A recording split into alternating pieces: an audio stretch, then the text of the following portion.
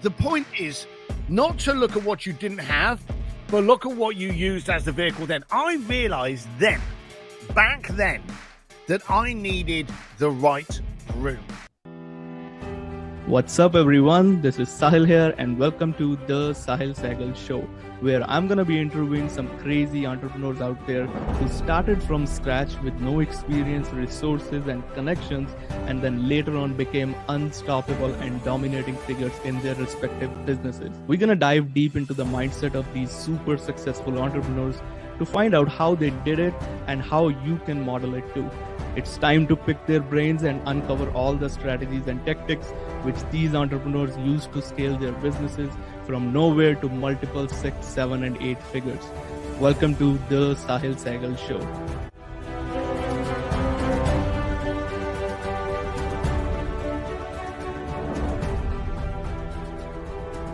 What's up, everyone? Welcome to the Sahil Sehgal Show, where we interview some unstoppable entrepreneurs who are dominating figures in their businesses. Sahil here, back again with an awesome, insane guest this time.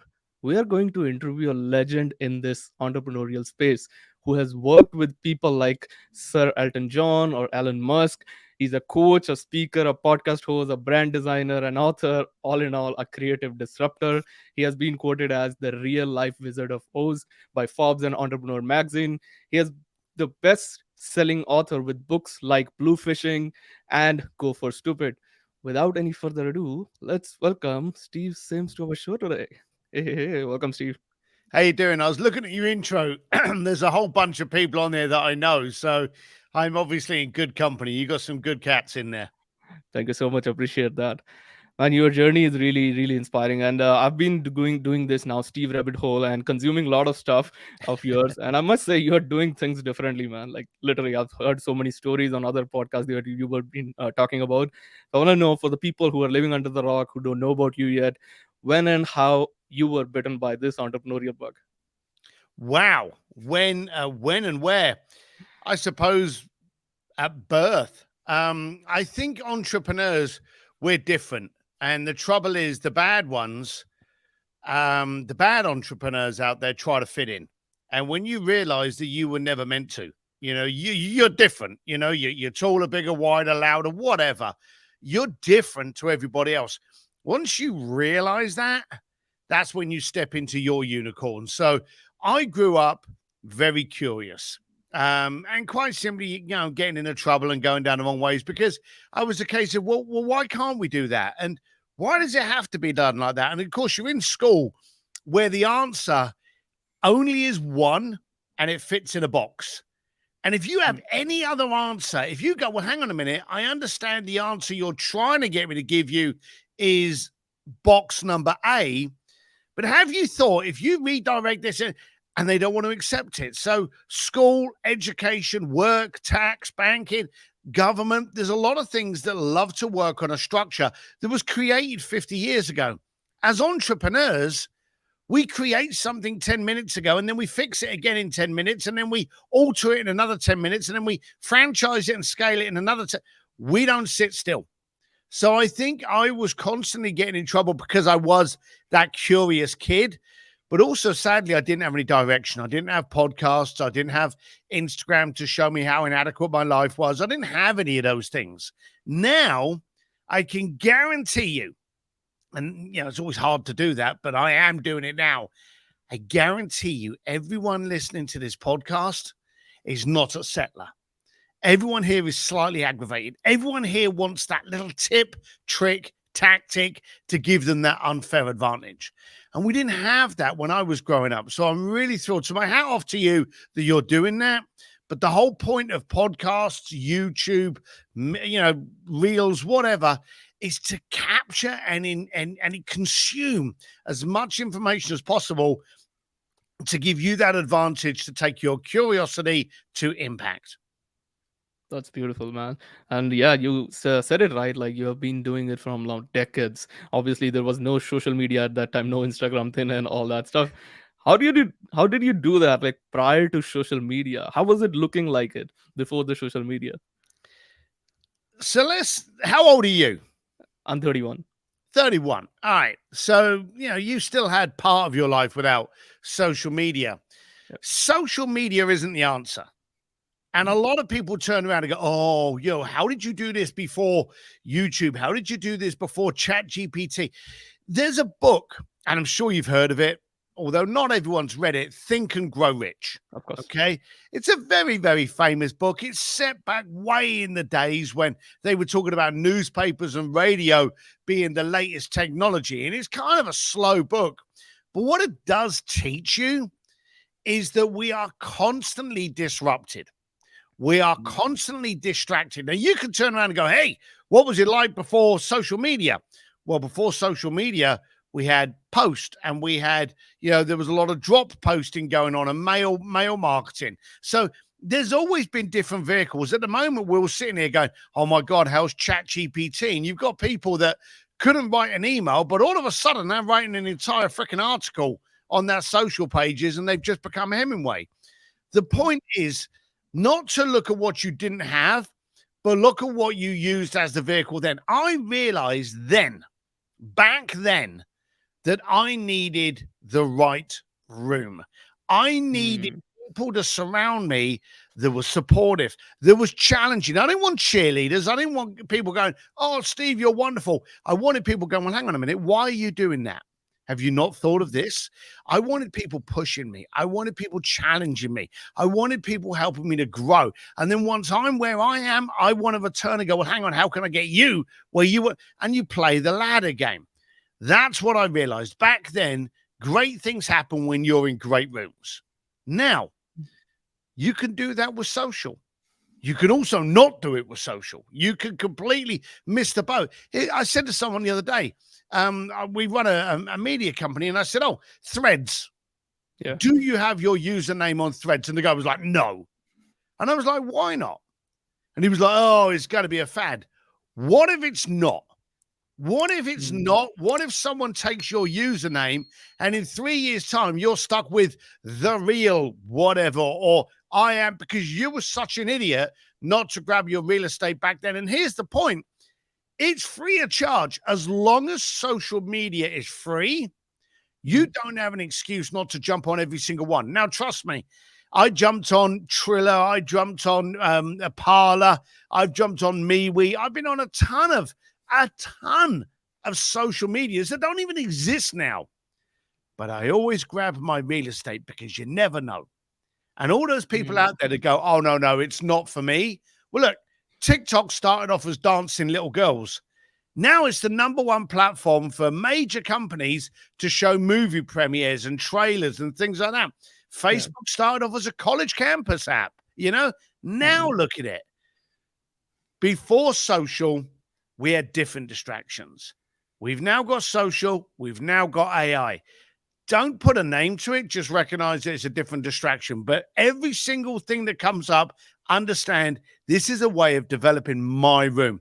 I did it's a shallow plug, but I got my website here, stevedsims.com.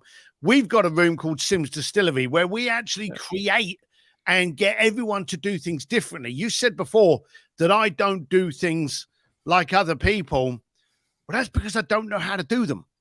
And the beauty about being uneducated is that I'm not sticking to the guidelines and perimeters and lanes that everyone has force-fed everyone to say, that's how you do it. An entrepreneur's education is getting a smack in the face and then going, oh, shit, I needed to have ducked. That's how we learn. Entrepreneurs learn by mistakes. Entrepreneurs learn when things don't go right. The crime is not to take that failure and twist it into education and just quit. But as long as we're learning, we're either growing or we're learning. Simple as that. Yeah, that's all right, man. I have went to your that Sims Distillery page as well, and the price you have mentioned over there, man, that is crazy. I was like looking at twice. Did he miss a one again or some zeros at the end? Yeah, we got two. We got one that's a video thing that we're piling out. If you go to stevedsims.com, you'll actually see on there the actual Sims Distillery bit. But yeah, it's a community. In fact, here's the funny thing. You're the first to know about it, because we only launched a new community this morning. Oh, So wow. if you looked at it last week, it was a different beast. But this morning, we actually launched a community. So you're the first one to know. You got it hot off the press. Good. And I saw the starting date. I think it's what, 1st of August. It That's mentioned over there. correct. That Yeah. is correct. Yeah. That's cool. I'll be dropping that, obviously, the link of that under the show notes. And just stepping back to that thing where you were mentioning about all these things or the social medias and all. I'm curious to know, what was your first business model? Like, what was your first venture when you started, or Do what you was know, it? I didn't, do you know, no one's ever asked me that question. So I've done the usual kind of like car cleaning and getting your bins out and those kind of things. But I never ever had a business model because I grew up in a bricklaying firm. You know, my mum and dad owned a tiny, tiny little construction company, and I was there just to kind of like help out with that. So I always thought I was going to be on the building site, but I realized I had no one to talk to. I had Mm. no one to actually discuss anything with that would push me. And so I never went out to start a business. A lot of entrepreneurs go, "Well, I was selling newspapers at the age of 8." I was trying to get into a conversation. I was trying to find someone that was successful to interview them. I've always said that Mm. if podcasts existed back in the 80s and the 90s, I'd have been doing podcasts because I just had this insane desire to consume why you were successful and I'm not, why Mm. you had opportunities and I didn't, why you were wealthy, why you had how come you and that sounds a very bitter, almost aggressive kind of way. You know, Mm. it wasn't bitter, it wasn't jealousy, but I really wanted to know. And I was so aggravated. I'll tell you a funny story. And anyone listening to this and can't see it, we probably need to explain that I'm not the prettiest guy in the planet. I'm a big, ugly biker. And I've always been like that. But back in the day, I was probably about 17 years old. And I just came out of a pub because me and my buddies, we couldn't afford any more beer. And we were about to jump on these old shitty motorcycles that, you know, started whenever they felt like it. And this guy pulled in a nice car. I don't even know what the car was, Mhm. but it was just nice. And he gets out of the car and he puts a jacket on. I'm stood there, shitty motorcycle, leather jacket, crash helmet in my hand. He gets out of a car and puts his jacket on. Mm. Now, for me, at my point in life, I looked at this guy like he was Sir Richard Branson, Elon Musk, Larry. I looked at this guy as though he was all of those guys wrapped into one. I don't know what he was. But he just looked as, and then his girlfriend got out the car. And I'm like, hang on a minute. He's got a pretty girlfriend. He's got a beautiful car. It's new. He's putting a jacket on to go into the pub. How the hell is he so successful and I'm not? Mm. And this is true story. I ran over to him with my crash helmet in my hand. And I went, hey, I need to ask you, how come you're so rich and I'm not?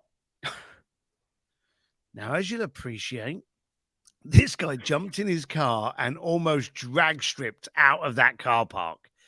And all I wanted to know was I wanted the answer. I Right. wanted to know, why were you rich and I'm not? I sure as shit thought that he could walk in there and buy as much beer as he wanted. I knew I could only buy 2 beers and I was going home. But I asked him that question so badly that he ran away from me. And I turned around to my buddies, and my buddies just looked at me and laughed. And I was like, I wanted to know. And Yeah. they said, yeah, we know that, Sims, but look at you.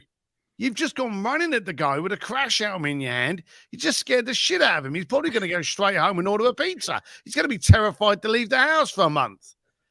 And I realized then the problem wasn't in the question, it was in my delivery. Mhm. So I started tweaking it.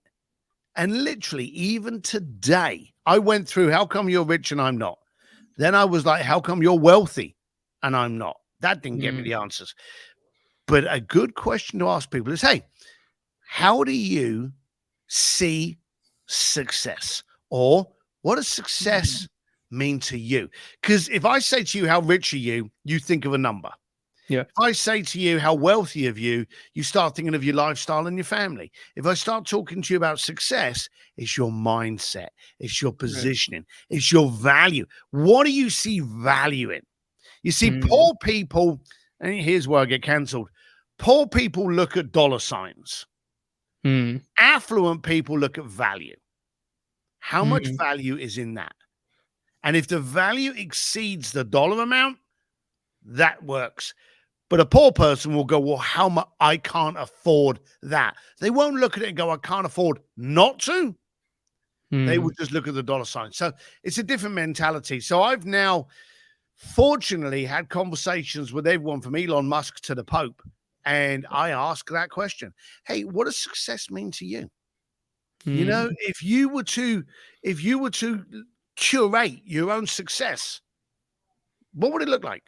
Right. Yeah. And I love having those conversations with people. And I've had some really interesting feedback from some amazing people because of it. Oh, that's amazing, man. That's another way to look at it. And obviously, when you're talking with these people, you gotta be approaching differently. That they are not after Yeah. payment thing or the money thing and all that. They are beyond that. What do you think is the one thing that really took you to these big tables with big sharks out there? Was it just the curiosity, or that thing that you went out to ask them? What was it? So it was definitely curiosity. Mm. And also I think it was ignorance. Um, Ignorance. be- yeah, ignorance. I remember my wife once said that my superpower was ignorance, and I thought it was an insult until she explained it. A lot of people won't do something because they're scared. That holds them back. They won't invest in themselves because they feel as though they can't monetarily afford it. They won't look at the value, they'll look at the price tag. So they don't proceed. A lot of people will use excuses as though they're freaking cryptocurrency and they're going to pay their mortgage, and they will Mm. collect those excuses. Your excuses are there to define what you need to do. They're not there to Mm. stop you. You should never hide behind an excuse. If you're too fat and you don't want to go to the gym, you know you need to go to the gym. If you can't afford the Mm. payments, you know that money's the problem, and therefore you need to do. Your excuses are the definition of what you need to do, not Mm. for you to hide behind them. So for me, I was always that kind of innocent, ignorant child that would just walk into a room and go, hey, I want to know, Sahil, how did you do that? You know, hey, Sahil, if I'm going to do a podcast, how do I start my podcast? Mm. And I learned that the brevity of a question made it powerful. I knew that you should ask a question and then shut up Mm. and just wait for the answer. And so I think it was that overpower. And my wife's always said, I'm 50, I'm 56 this Thursday. And my wife has always said, I'm a 56-year-old 5-year-old. You know, I've never stopped being that kid that just wants to grow. And even today, if I see someone do something, I went to the X Games the other day Mm. on Saturday. Now, again, 56-year-old guy at the X Games. And there was this kid that was doing these BMX tricks. And I said to him, I said, you know, what's it like being so high up? You know, doesn't that scare you? And he Right. said, I don't look at the height, I look at the trick. And the trick just happens to be I need to go high to do it. If I went up there and I Mm. was looking down, guess where I'm going to hit? This is a God. kid educating me on his perspective, his reframe. I'm looking at the height and going, oh Mm. shit. And he's looking, well, hang on, if I don't go high enough, I'm going to hurt myself. So I need to go high, but I'm not looking at the height. I'm concentrating on the trick. And so Right. it was all that kind of stuff. So even today, I have a thirst and a desire to educate myself. And that education can come from some of the strangest places. Mhm. That's amazing, man. I love that thing of ignorance thing what your wife mentioned. Yeah, And yeah. It's got to be advance done. happy birthday. Well, how many of us the classic imposter syndrome? How Yeah. many? And actually, it was Alex Sharfin that said. Alex Sharfin said the imposters don't get imposter syndrome because they already know they're imposters. Okay, Mm. for us, whenever we've got that kind of doubt, that's not really doubt. That's Right. excitement. That's apprehension. You know. But Right. also, if you're a little bit concerned that you don't fit in, you'll strive to provide value. and that makes you fit in more than anybody else. So I'm a great believer that, that doubt, that fear, that apprehension, these are good things. These are good signs to tell you the right kind of person to be there. Absolutely. Alex also talks about that. We entrepreneurs are wired differently. That's what he Yeah. uses. That, yeah, must agree on that part. So, what's your advice on the people, like to the people who want to build this crazy connections with all these big names out there? As we already talked about, it's not the money or it's not the paycheck thing that they are worrying about. So, what do you think? What's the advice that you want to give to the people? It's value. I do this little thing whenever I speak and I coach called the barbecue game. You probably heard it, me on Mhm. another podcast doing it. So I won't do it because you probably already heard it. But I will pick someone in the audience and I will Mhm. go, hey, I want to talk to you about all you need to know about building relationships. And this is how Mm. we're going to start. I'm having a barbecue on Saturday night. You're in town. And I say to you, hey, whatever your name is, come to my barbecue party on Saturday. What's the first question you ask me? And the question will be like, what time does it start? All right, starts at 8 o'clock. What's the second question? Where is it? Okay, I'll give you my address. What's the third question? What should I wear? Great. What's the fourth question? Anyone famous going to be there? Great. And this is in an audience. And I Yeah. do this so many times, and I'm astounded by it. I never pick on a lady. Never pick on a lady to do this Mhm. because all the ladies out there at the moment are going, what shall I bring to the party? That's the ladies' question. Us guys, we're there. Will anyone famous be there? Can I take photographs?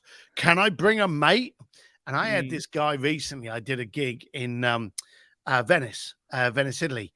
I think it was 12 questions he asked me before Mm. the girl next to him that had been elbowing him for the last 10 minutes and went, what can I bring to the party? And he went, oh, yeah, what can I bring? And I went, hey, congratulations. Mm. 12 selfish questions and one that looks after me. Right. And most people step into a relationship because it'll benefit them. They will get Mm. to meet other people. They'll get a good paycheck out of it. They'll get a good source of referrals. All of these things help them.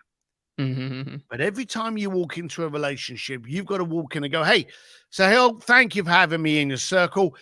But how can I help you? How can I bring juice to Mm. your relationships? What are you working on that maybe I can help you with?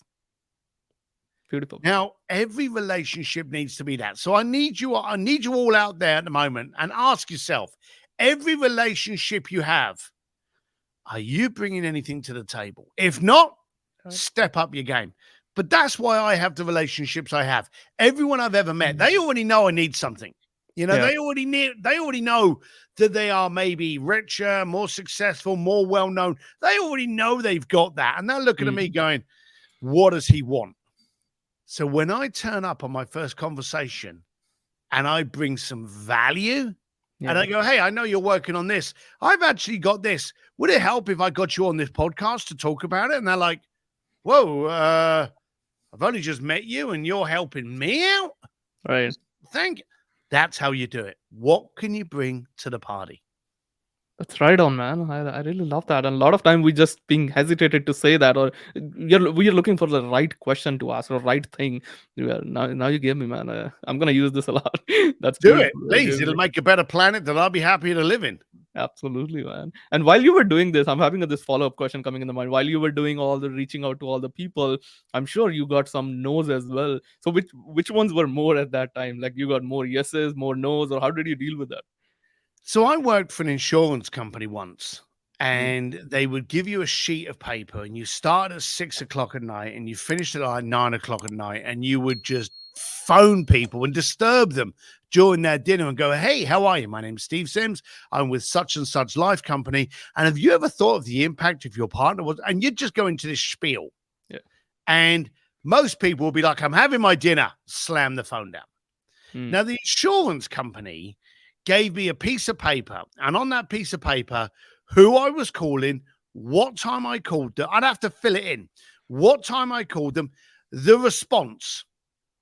Now, the response 9 times out of 10 was bugger off Yeah. in a little bit more vulgar terms. I'm having dinner. oh my God, your life's so sad that you're calling me at night.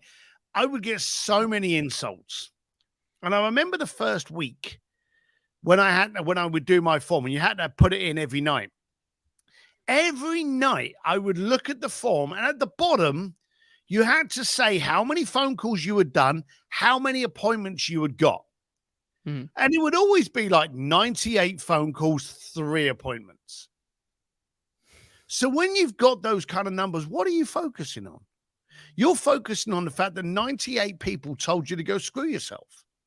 Or, apart from the appointments, 95 of them, which is a much, much larger number than the appointments. And I was pretty good at it, but even still, you don't get all of them.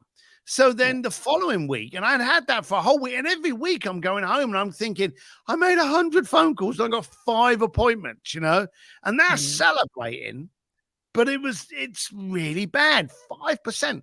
So the following week, again, with that entrepreneur mentality, I went into the office, turned the piece of paper over, and I only recorded the yeses. I put the name, the number, the yes. This is the appointment date. Now, halfway through the night, I've only got one piece of paper only with positivity. I'm not making a note of the no's. I'm not registering them. I'm not even thinking about them. I can't remember how many I got. All I can remember was the last call I made, Sarah said yes. And the one before that, in between a couple of phone calls, Julian said yes. Now, I don't know the exact number, but I'm going to make it up for the purpose of this. I remember the first night that I did this, I got 8 appointments. Now, I know I was well over half of what I had got on my best day the day before. The following day, same again. The following day, guess what? Same again. Because all I was focusing on was the positivity. I'm pumped. And then by the end of the week, I'm getting like 10 and 11 and 12. And at the end of the week, when we had to put our call sheet in, guess what happened on Monday morning? Was I celebrated?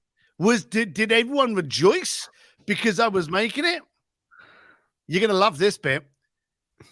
They did a verbal warning that they were going to fire me. And the reason was I didn't complete this form. And I said to him, hang on a minute, when I completed your form, just like everyone else in the room, we ended up with 2, 3, 4 appointments. On a phenomenal day, 5. On a bad day, I made 8. On a good day, I made 12. And you are going to discipline me for creating a new system where I only look at positivity. Now, here was the dumb thing. My manager was looking at me going, I'm with you, Steve. I don't understand it, but I'm with you. And the head was like, I know, but we have to follow these guidelines. And I'm like, for who? You want appointments. Here's the appointments.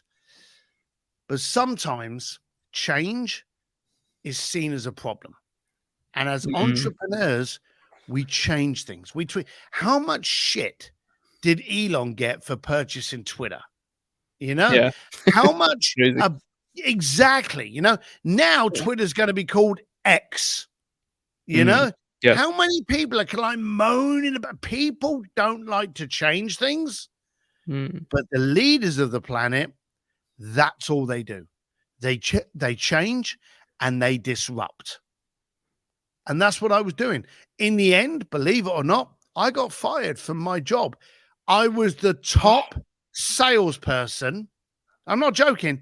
I was the top salesperson in my branch.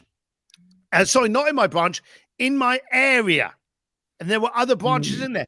They did an awards ceremony at the end of the year, and I won the top 3 awards. Consistency, salesperson, Top 3 awards, I walked home because I remember going home and I'd left one of them in the hotel room. Never did get it. But, so I only took 2 of the awards home and I went home to my wife going, I actually won 3, but I left one in the bloody room because I was drunk. The bottom line of it is I got fired very shortly after that because I wouldn't complete the documentation. That's crazy, man. But glad you got fired. Now we are here. And again, isn't that the beauty? I got fired. And again, you got to look at it. There's a guy called Sean Stevenson. Alex knows him. Well, knew him. Sadly, he passed away many years ago, but he'd never leave us. He always used to say, was this done to me or was it done for me? Right. And although I didn't know that statement at the time when I was fired, as he's firing me and the 2 guys in the room are scratching it, because bear in mind, they get commission off of me. That's how the insurance world works. Both of them are going, we don't want, can you not just conform to the paperwork? And I was like, why? If I conform, I'll go back to the way it was, because that's what steers you. When you're looking at X, that's what happens. It's called fixation. When you're looking at how much money you've got in the bank account and you're going, oh, I don't have enough money, you're fixating on the wrong thing. It's like trying to turn left while looking right. You've got to put your eye on where you want to go, not where you are or where you've been. And they fired me. And as they're firing me, I just remember going, this is crazy. But it was also teaching me lessons and making me realize under Alex's route, I'm wired differently. Yeah. And you're firing me for earning the most amount of money in this office. Who's got the problem? And that was it. Glad it happened for you, man. Oh, I'm very, yeah. Otherwise, we wouldn't be having this chat. Otherwise, Absolutely. I'd be phoning you up at 8 o'clock at night trying to sell you insurance. So let's just be thankful that never happened. And I'll be like later on. Yeah. Bye. Peace out. Thank you so much, man, for sharing all this. There's so much wisdom in it, what you just said, and everything we shared. I know you are limited on time as well.